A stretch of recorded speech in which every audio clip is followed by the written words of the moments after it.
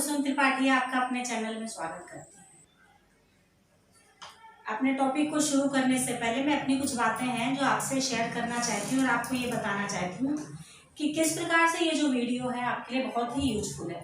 यदि आप स्कूल में पढ़ रहे हैं तो ये वीडियोस आपके लिए बहुत इम्पोर्टेंट हैं, क्योंकि जो आपके क्वेश्चंस आते हैं, रीअरेंजमेंट ऑफ सेंटेंसेस आता है, एडिटिंग का आता है, ओमिजन वाले क्वेश्चंस आते हैं, उनमें प्रीपोजिशंस के दो तीन क्वेश्चंस जरूर से रहते हैं।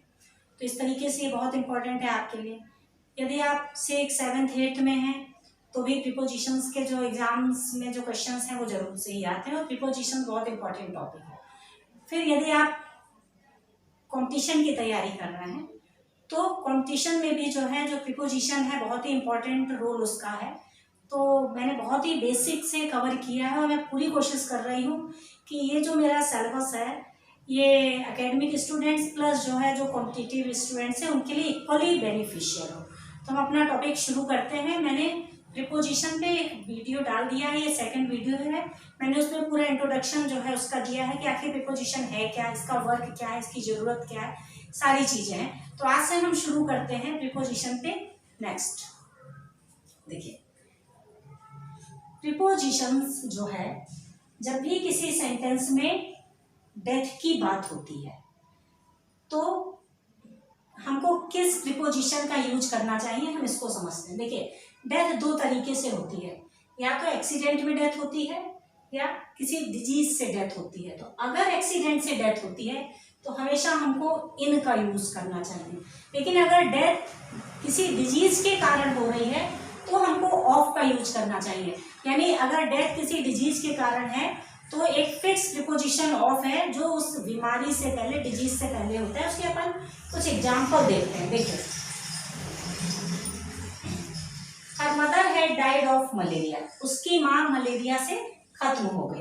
तो ये देखिए, मलेरिया एक जो है डिजीज है, उससे पहले ऑफ आया है, इन का यूज नहीं होगा। दूसरा देखिए, his father had died of cancer, उसके फादर कैंसर से खत्म हो गए। कैंसर एक बीमारी है, उससे पहले ऑफ का यूज हुआ। या एक सेंटेंस हम ऐसे भी लेते हैं, his father has been died off, sorry, off का यूज करते हैं या नहीं, अब आप देखिए, his father has been died dash heart attack.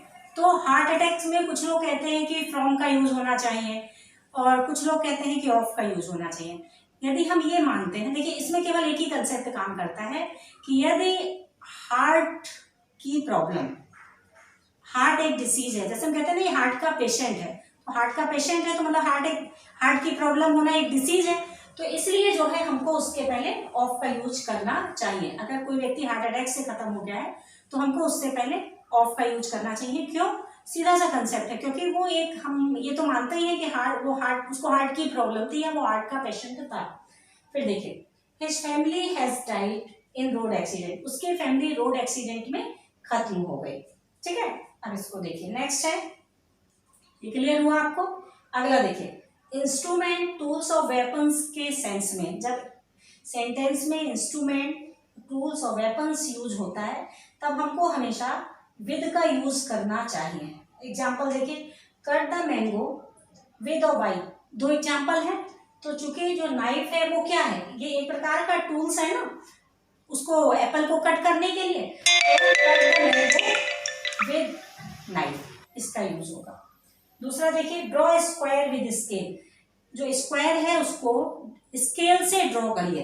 तो स्क्वायर क्या हो गया, स्क्वायर को ड्रॉ करना है, लेकिन उस स्क्वायर को ड्रॉ करने के लिए हमको एक टूल्स की जरूरत है कि नहीं, एक इंस्ट्रूमेंट की जरूरत है। तो वो इंस्ट्रूमेंट क्या है, स्केल है, इसलिए हमको विद का यूज करना है। हम ये सेंटेंस अगर लिखते हैं draw the square by the scale, तो ये गलत है। आप इसको नोट कीजिए, फिर हम लोग आगे चलते हैं। होपफुली आपको ये क्लियर हुआ होगा।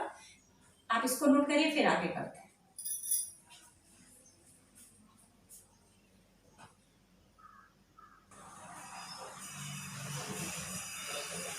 चलिए अब हम लोग देखते हैं नेक्स्ट। ठीक है, अब हम देखते हैं ऑन और इन का यूज। देखिए, ऑन और इन, इसमें एक थोड़ा सा जो है कॉन्फ्लिक्ट है कि ऑन का यूज होना चाहिए या इन का होना चाहिए, थोड़ा सा समझते हैं इसको। देखिए, ये लिखा हुआ है, boy dash the table boy dash sofa. आप इनको समझने की कोशिश कीजिए पहले कि ये किस पोजीशन को इंडिकेट कर रहे हैं। जैसे ही हम पोजीशन समझेंगे वैसे ही हम जो है प्रपोजिशन को ज्यादा अच्छे तरीके से समझ पाएंगे। Boy dash chair, boy dash raft, boy dash boat, boy dash bike, boy dash car, boy dash stool. ऐसे ही है, इससे भी आते हैं। हम शुरू करते हैं। देखिए ऑन का यूज पहले हम ऑन समझते हैं। ऑन का मतलब होता है किसी सरफेस को टच करना, touch of contact of any surface. किसी भी सरफेस को जब हम कांटेक्ट में रहते हैं या उसके कांटेक्ट को रिलेट करने की कोशिश करते हैं, इंडिकेट करते हैं कि कोई दूसरी चीज किसी दूसरे सरफेस पे यानी प्लेन पे टच कर रही है, तब हम ऑन का यूज करते हैं। और इसका मतलब आप इसको ऐसे भी समझिए, the marker is on my hand, marker मेरे हाथ पे है। तो ये जो मेरा हैंड है, ये जो मेरी पाम है, ये सरफेस की तरह वर्क कर रही है, इसलिए जो है ऑन द हैंड आया है। और अब देखिए, अब जो मार्कर है ये मेरी ग्रिप में है, यानी इनक्लोज्ड हो गया है, मेरी फिंगर से इनक्लोज्ड हो गया है। तो अब होगा the marker is in the palm. Clear हो रहा है आपको? जो इन होता है वो बताता है किसी चीज का सबमर्ज हो जाना, किसी चीज का, समझिएगा मैं हिंदी में भी बता रही हूँ, किसी चीज का किसी चीज का धंस जाना, उसके अंदर समा जाना, या इनक्लोज्ड हो जाना, एक बाउंड्री बना लेना। ठीक है, अब हम इसको समझने की कोशिश करते हैं। देखिए बॉय ऑन द टेबल, लड़का टेबल पर। तो जो टेबल है उसकी जो सरफेस है वो उसके ऐसे बैठा हुआ है, तो फ्लोर की जो टेबल है वो फ्लोर की तरह काम कर रही है, तो सरफेस का काम कर रहा है। फिर देखिए बॉय डैश सोफा। अब आप देखिए सोफा में भी आपको लगेगा कि आप सोफा पे बैठे, तो सोफा भी जो है फ्लोर की तरह वर्क कर रहा है, किसी सरफेस पे वो बैठ रहा है। लेकिन आप ये बताइए, जब आप सोफे पे बैठते हैं तो धंस जाते हैं कि नहीं हो जाते, सबमर्ज होते हैं, धंसते हैं कि नहीं धंसते? इसी सेंस को ध्यान में रख के सोफा के साथ इनका यूज होता है। ठीक है, अब देखिए बॉय डैश चेयर। बॉय, जब आप चेयर पे बैठते हैं तो क्या धंस जाते हैं? क्या नहीं धंसते हैं ना, तो बॉय ऑन चेयर, ये भी एक सरफेस के कांटेक्ट होने की बात हो रही है। फिर है बॉय डैश रेफ्ट। रेफ्ट क्या होता है, मैं रेफ्ट आपको थोड़ा सा बता दूं। पहले समय में जब ज्यादा बोर्ड्स वगैरह अवेलेबल नहीं थी, तो लोग क्या करते थे कि जो बांस वगैरह रहते थे उससे ऐसे करके एक रेफ्ट तैयार कर लेते थे ये, और ये पानी में तैरता था।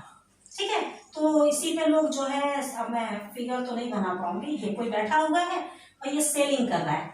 ठीक है, तो ये जो रेफ्ट है ये फ्लोर की तरह ही तो वर्क कर रहा है, इसलिए बॉय ऑन रेफ्ट, ये ऑन हो गया।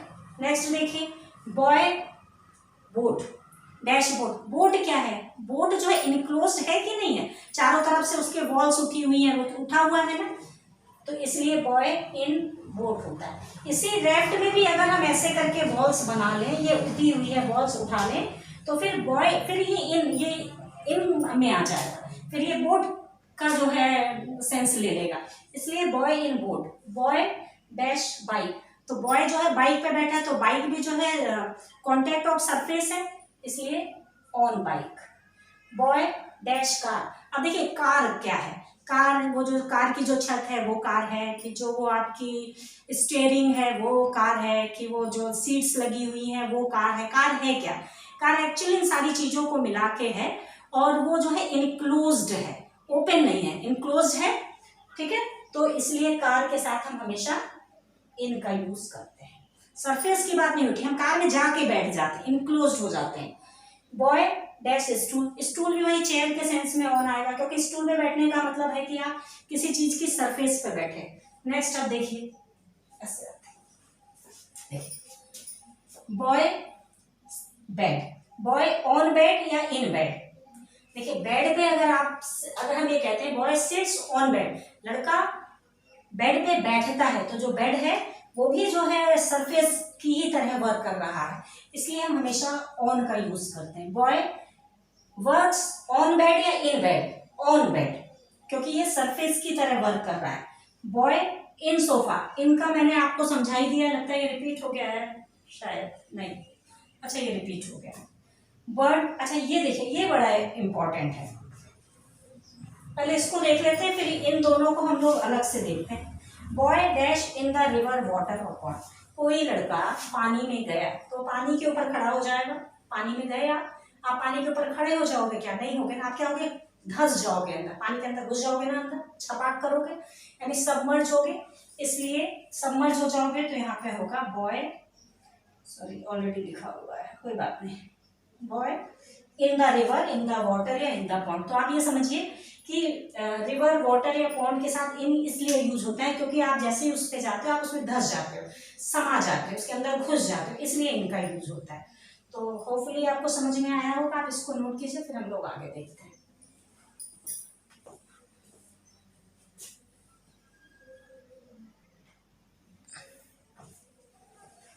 चलिए नेक्स्ट समझने की कोशिश करते हैं। वही जो 2 क्वेश्चंस हम लोगों ने छोड़ दिए थे, जिनको अटेम्प्ट नहीं किया था, हम उन्हीं को अटेम्प्ट करते हैं। देखिए एक ये ट्री बना हुआ है, ट्री के नीचे आप देख रहे हैं कि एक क्या है, पिकॉक है।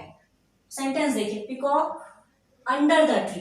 कोई चीज जब फिजिकली किसी चीज के नीचे होती है, के नीचे होने का जब भाव आता है तब हम अंडर का यूज करते हैं। अब आप देखिए ये जो पिकॉक है इस ट्री के जो है अंडर है, नीचे है, ये फिजिकल जो है एक, ये आप इसको ऐसे समझिए ये एक ऑब्जेक्ट है और इसके नीचे जो है पिकॉक है, ठीक है। तो हो गया। अब दूसरा देखिए, peacock dash the shade of tree. अब क्या आप लिखेंगे, पिकॉक जो है यहां पे आएगा इन, ये इन यहां पे क्यों आ रहा है, इसलिए आ रहा है कि ये जो ट्री है इसने एक अपना शेड बना लिया, यानी इस शेड से जैसे ही सूरज निकला, ये सन निकला, सन के निकलने से क्या हुआ कि ये शेड बना, यानी एक बाउंड्री बन गई। तो इस बाउंड्री के अंदर ये पिकॉक है ना, तो बाउंड्री में होने के का जब एक्सप्रेशन आता है, जब सेंस आता है, तब हम इन का यूज करते हैं। आप फिर से समझिए, ये जो पिकॉक है, इस जो पेड़ की जो ये शेड है, इस शेड ने ये बाउंड्री बना ली, इस शेड के अंदर है, इस बाउंड्री के अंदर है, इसलिए हम यहाँ पे इन द शेड का यूज कर रहे हैं, peacock in the shade of tree. फिर देखिए, peacock dash the branch of tree. अब देखिए, अब हम अगर ये कहते हैं कि यहाँ पे क्या आएगा, ब्रांच ऑफ ट्री, ये सपोज करिए। अच्छा पहले आप समझिए, अगर हम ये कहते हैं पिकॉक ऑन द ट्री, मोर पेड़ के ऊपर, तो जैसे ही हम ये कहते हैं पिकॉक ऑन द ट्री, तो मोर हमको यहां दिखाना पड़ेगा, यहां संभव है नहीं। पेड़ की कोई भी सरफेस तो होती नहीं है, पेड़ ऐसे तो होता नहीं, फ्लोर की तरह तो होता नहीं है।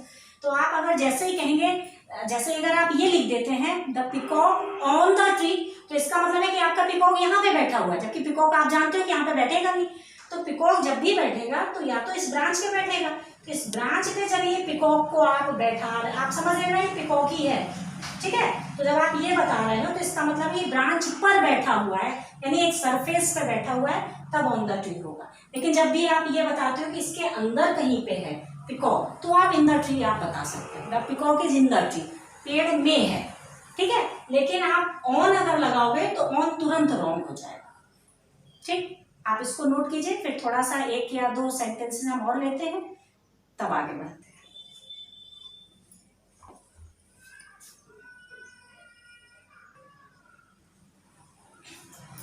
अब देखिए एक सेंटेंस है हमारा, I live dash Prayagraj dash civil line. अब देखिए हमारे पास ऑप्शन में है इन और एट, ओनली लगा लीजिए। तो आई लिव इन, देखिए बड़ी प्लेस के लिए इन, प्रयागराज एक सिटी है इसलिए इन, और प्रयागराज में ही एक प्लेस है सिविल लाइन इसलिए एट। इसमें तो कोई कंफ्यूजन नहीं, कोई सेकंड थॉट आने ही नहीं चाहिए। तो होपफुली ये आपको क्लियर हुआ होगा। फिर हम लोग मिलते हैं नेक्स्ट वीडियो में, और यदि आपको मेरी डीलिंग पसंद आ रही हो तो प्लीज़ लाइक, शेयर और subscribe my channel. Thank you very much. मिलते हैं नेक्स्ट वीडियो।